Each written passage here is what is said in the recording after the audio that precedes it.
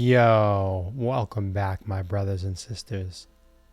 I'm Ed Woodstock, and this is Guided Meditations, a place for you to come and take a break for a little while.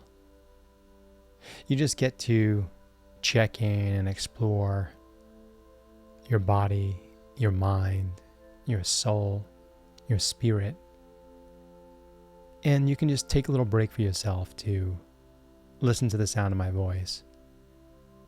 And in a world that's often hectic and crazy and where thoughts and feelings can get wild, it's a good place to just check in, to ground yourself, to connect with yourself, and to understand yourself on a deeper level.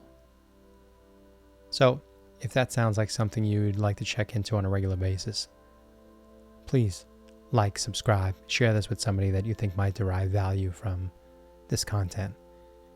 And today we're going to talk about starting a spiritual practice and what it means to consciously and intentionally enter into a place where you want to understand yourself more deeply.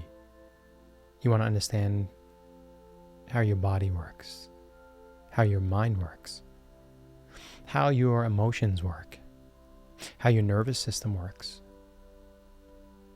why you feel what you feel, how it became that way, and what we can do to manage some of the challenges about what we feel physically, emotionally, spiritually.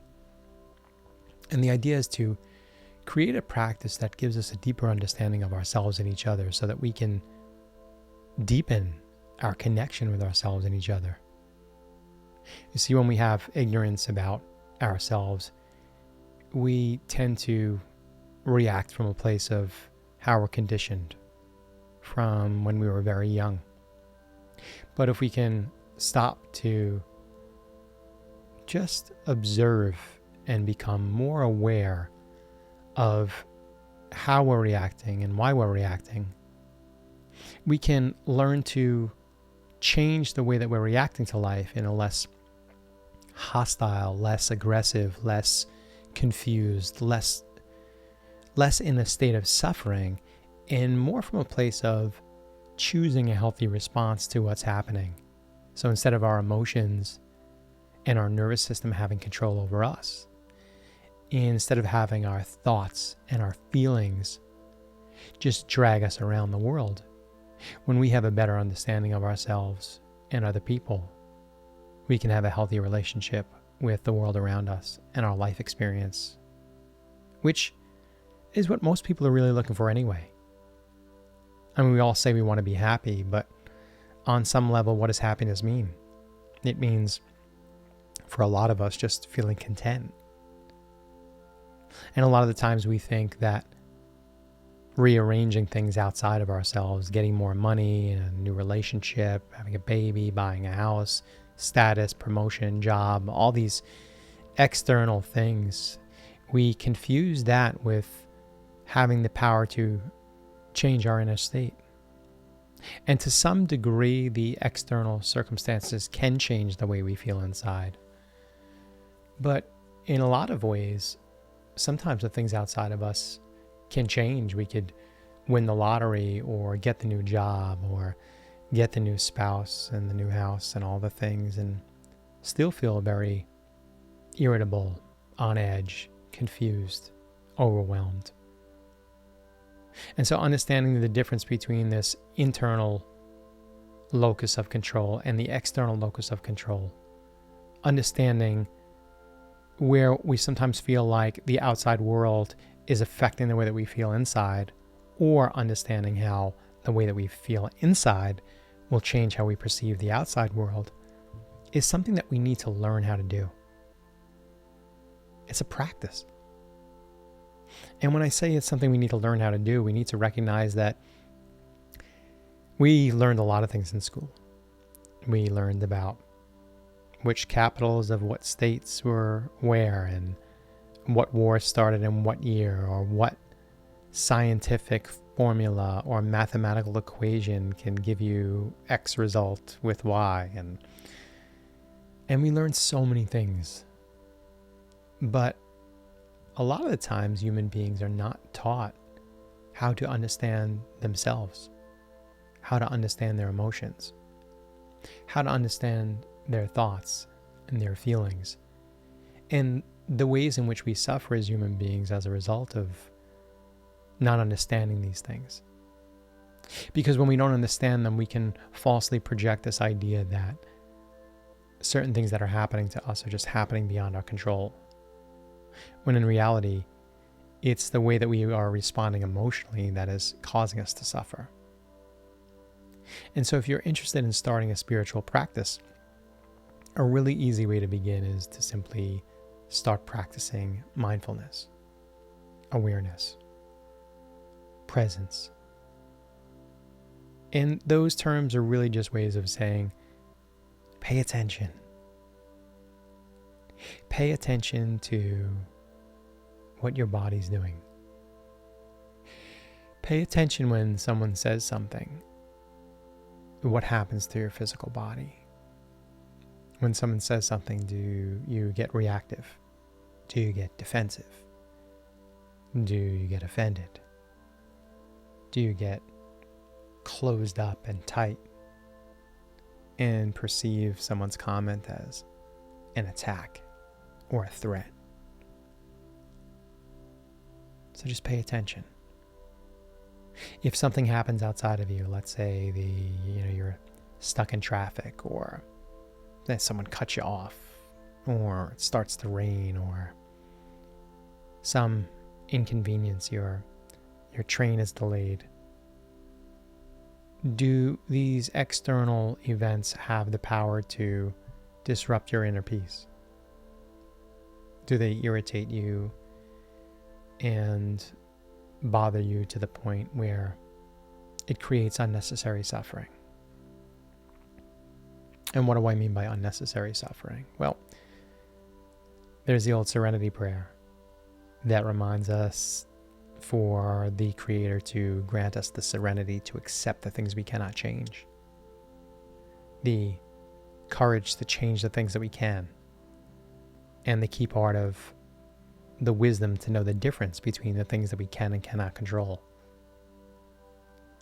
And so when we start to look at the world around us and our life experience, we can start to see that there are a lot of things that happen to us that are beyond our control.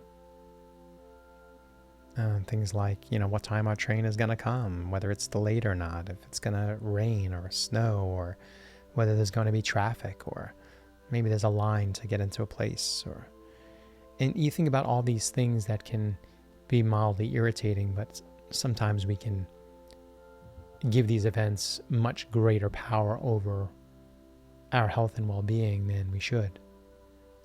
We can allow minor things to disrupt our peace and to make us irritable, annoyed, anxious, short-tempered.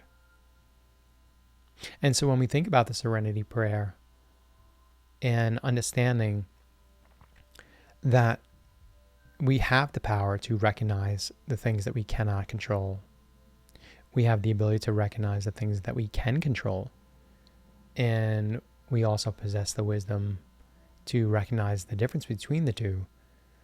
It's really up to us to do the work necessary to practice knowing the difference between the things we can and cannot control. And this is a great place to start a spiritual practice, because it simply just puts things into a category. It's not a crazy mantra. It's not a deep meditation. It's not intense breath work. It's not shaving your head and joining a temple or an ashram or some kind of monastery. You don't need to do any kind of specific practice, but really recognize the difference between the things we can and the things we cannot control. So really sometimes we should just try to become aware that when we're experiencing something, this is either going to be something that falls into one of two categories. I can control this. I cannot control this. And as I say in a lot of my content, that on the top of the list of things that we cannot control, on the top of that list, number one on that list, is other people. We cannot control other people. And a lot of the times that's where I struggle a lot. The idea that I want to control other people, that I can do things to control the way they feel about me, the way they think, whether they like certain behaviors or they dislike other situations, and how I can have control and maybe manipulate the external environment to change the way someone else feels or thinks or perceives the world. But that's not fair, because what it does is it gives our power away. So if you notice when you're too concerned about what someone else thinks about you, whether they like you, whether they're mad at you, whether they're upset with you, whether you feel like you're in trouble, it can come from this place of thinking that if you just change your behavior and do certain things, that person will change the way that they feel about you, that they might change the way they think about you, and that they might treat you differently. And why? Why is it that you want that person to treat you differently? Well, it's because you're feeling if that person would just treat you the way that you wanted to be treated, that if they would give you the love, validation, approval, acceptance, affection, respect, acknowledgement, that if you would get these things from someone else, someone that you care about, someone that you value, that all your problems would disappear. But the truth is, that would be another way of us seeking validation from the external. And when we put our happiness, our peace, and our well-being on external things, people, places, situations, environments, we give our power away. Can we have healthy relationships with people? Of course. Can we make a concerted effort to ensure that we're being kind and respectful and considerate to other people in our world? Yes, absolutely. Can we control the way that other people think and feel? Absolutely not. So where is the line between doing, saying, and acting in a way that's in accordance with what we think someone else might want, so that they might respond in a way that we receive it as positive? And where do we have to accept the fact that no matter what we do, no matter how we act, no matter what we say, that another person is really just going to respond and react and treat us however they choose to react or respond. Maybe they're not choosing a response. Maybe they're reacting from some preconceived notion of what they want or what we want. Or maybe they're responding from a place of conditioned patterning from their childhood.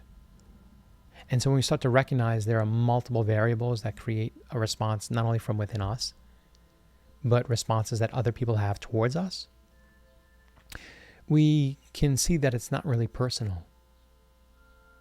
That the way a person reacts and responds has much more to do with the way that they think and feel and their conditioning, the way that they were raised. And there's very little control we have over how other people respond. So really what we do is we sit in this space of being true to ourselves, daring to be authentic, and to start and maintain a spiritual practice that we can deepen on a regular basis. We simply become aware. We become more aware of all of the things that we can and cannot control.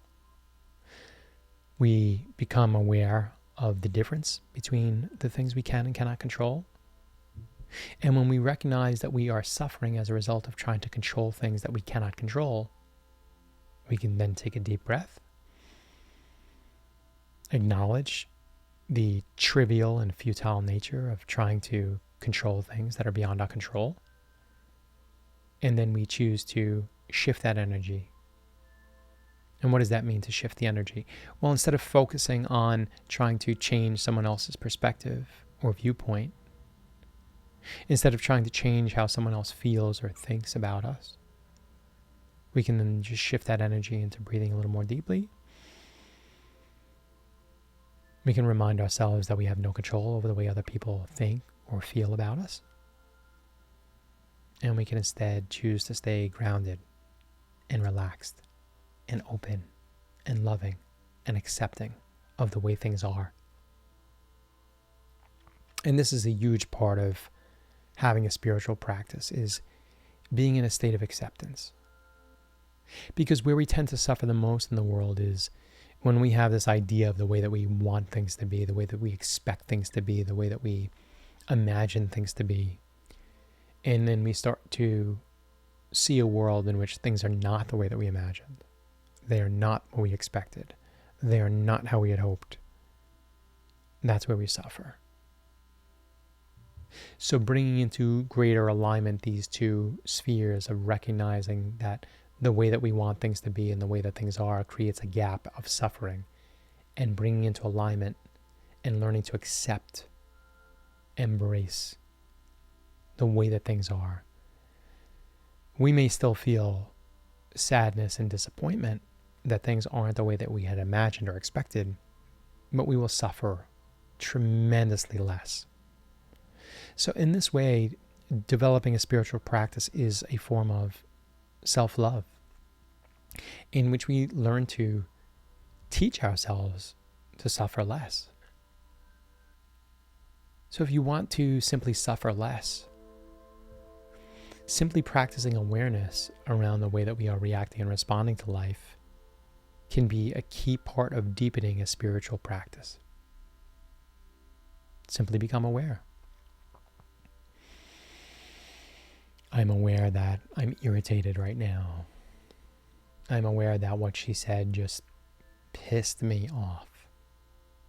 I am aware that, man, if I could only give her a piece of my mind, I would say and all the things. And just notice. You're irritated. You're defensive. You want to retaliate. Just become aware of it. When you become aware of it, you can even ask yourself, can I control this? Or is this something that's beyond my control? And since it falls on the list of other people and their reactions, their thoughts and their feelings, well, the answer is no. You cannot control that. So how do you sit there with that? You sit and you breathe deeply and feel what it feels like to be in a state of wishing things were different. And as you can sit there and wish things were different, you can then simply remind yourself that you are wishing external things that you cannot control would be different. And therefore, the natural course of action is to recognize the folly, the foolishness of wanting things that you can't control to change. And you can choose to just accept things the way that they are. That's where the suffering lies a lot of the time. In between the way that we expect and want things versus the reality of the way things are. So when you're at that point where you have this awareness, you can either choose to continue to try to change things you can't change, or you can learn to accept things the way that they are. One will create more suffering, more control issues, more confusion, more stress, more leaking of energy, feeling exhausted and tired. Or one of cultivating inner peace, acceptance of the way things are, being content with the way things are, even if they're not perfect, which they never will be.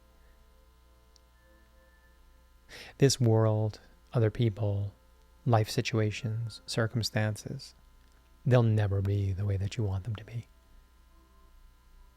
So our suffering is in direct proportion to our ability to accept things the way that they are, versus trying to put our time, energy, and effort into making things the way that we want them to be. Which, even if we made them the way that we wanted them to be, they would only be that way temporarily for a little while. And then life would shift and move again, and something else would happen beyond our control, and And we can, again, make the choice again to either fight with the way things are or to learn to accept the way things are. And getting to the point where we can even accept the things that we can change is something we should look out for. Because when we start to recognize that just because we can put the energy and effort into changing something, the question is, should we? Or should we just allow them to be? Even if you could change an external circumstance and try to make somebody do what you wanted them to do or feel differently, is it worth your time and energy to try to convince someone that they should feel differently than they do? That's up to you. But the question would be is, why do you want them to feel and think differently? Why do you want this external situation? Why do you want this person? Why do you want this environment or this detail? Why do you want things to be different than the way that they are?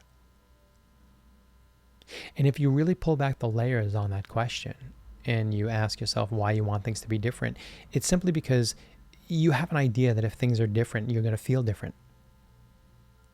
That if this person would just give me what I wanted, I would feel better about myself.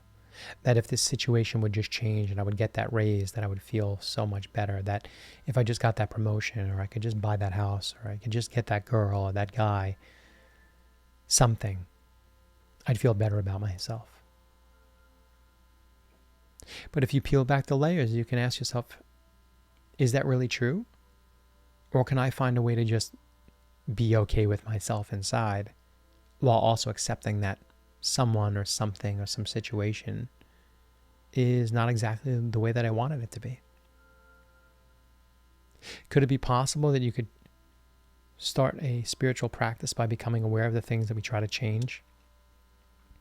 But instead of putting that power into changing those things, that we could put the power into changing ourselves and change ourselves into becoming the type of person that learns to accept, embrace, and realize that there is true power in being content with what we have, instead of trying to put our energy into trying to change and manipulate things constantly.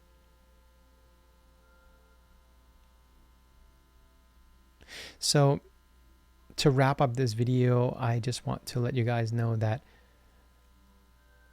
there is an influence that people, places, situations, things have on our physical and emotional well-being. And we were taught from a very young age to behave a certain way and act a certain way and be a certain way for certain people. Sit up straight and fold your hands and do your homework. So be a good boy for the teacher. Or maybe you were being good for some religious leader, or maybe you were taught in Boy Scouts to act in a disciplined way or behave a certain way. And if you acted and behaved a certain way, then you would receive the love, approval, validation, acceptance, all the things that we really truly want as human beings, as being these social animals that want to feel like we belong and have meaning and purpose and connection to the people around us.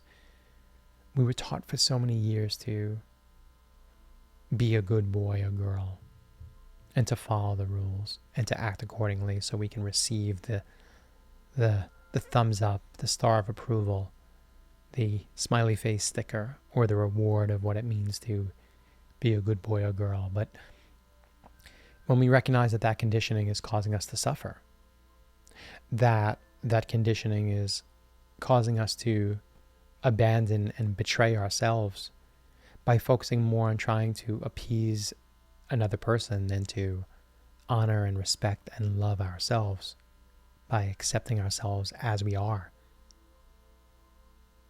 by giving ourselves the validation that we want, by loving ourselves and giving ourselves a sense of belonging and acceptance that we crave and look for from other people. When we start to realize that a lot of the things, if not all of the things that we're looking for from outside and from other people, that we can actually give them to ourselves, this is where this power of starting a spiritual practice can really start to deepen. Because as you start to pay attention to the way that you react, to the way that you feel, to what your nervous system is doing, to how your breathing is changing, to what your emotions feel like, when we start to recognize that we give our power away and that it creates a really discomfort, this uncomfortable feeling within us when we feel challenged, attacked, unloved, disrespected. When we start to realize that the emotions that we're feeling from the external are coming from within us, it's a powerful realization that takes time to develop. But if you start the spiritual practice of awareness and you start to recognize when you are suffering, when you are triggered, when you are in distress, when you are craving to feel loved and validated from external sources, and you can then instead choose a response, choose to breathe deeply, choose to be gentle with yourself, to be kind with yourself, to be loving with yourself, to give yourself the acceptance and approval and validation that you've been looking for from other people your whole life. When you start to recognize this true power, things will shift. So even in just showing up and listening to this video, it shows that there's a part of you that wants to hear the truth of what it means to explore your personal power and develop the spiritual path. And be mindful, there are lots of external devices that do not want you to have this power. The people in your life that manipulate you do not want you to have this power and understanding. The people that prey on your fears and insecurities do not want you to develop these skills. The companies that prey on your need to fit in will not want you to be authentic and think for yourself. Most external variables will want you to be under their control, whether it's people you're in a relationship with, a boss that you work for, a product that you buy. They want you to be convinced that you need them for validation, approval, acceptance, and love. But when we start to develop and deepen our spiritual practice, we start to realize the truth of what the Buddha said, saying that of all the beings in the world that deserve your love, kindness, affection, approval, and respect, that of all the beings in the universe that deserve all these beautiful things from you, you deserve to give that to yourself. So, as we learn to develop and deepen our spiritual practice, we can learn to give ourselves the very things that we've been looking outside, out towards others, out towards people, places, and things. And instead of looking out there, trying to derive a sense of identity, purpose, belonging, meaning, instead of looking for love, affection, and approval from other people and other situations, if we learn to deepen our connection with ourselves, we can learn to give ourselves the very things that we've been looking for from others. And what happens is it becomes like the flame of a candle. Just like the flame of a candle can light other candles. As you share that light of love and compassion and understanding and acceptance, you are able to share that flame with others, and it doesn't diminish your flame. So recognize that this practice of giving yourselves the very things that you're looking for from other people is a gift that you give to yourself. And as you give it to yourself, you will then be able to share that abundance with other people and the world around you. So I hope this video was helpful. Please like, subscribe, and share this message with anyone that you think might benefit from its message. And please come back again and tune into another episode of Guided Meditations. I'm Ed Woodstock, and thanks for watching.